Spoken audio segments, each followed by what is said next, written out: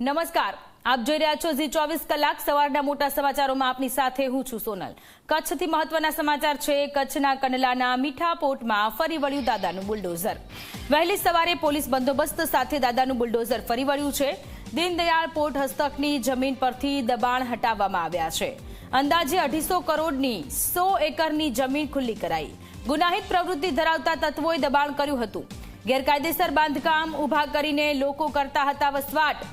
અગાઉ અનેક નોટિસ આપ્યા બાદ આખરે એક્શન લેવાયું। અંદાજે 5000ની વસ્તી ધરાવતા વિસ્તારમાંથી દબાણ હટાવવામાં આવ્યું છે। તો કચ્છના કંડલામાં દાદાનું બુલડોઝર ફરી વળ્યું છે।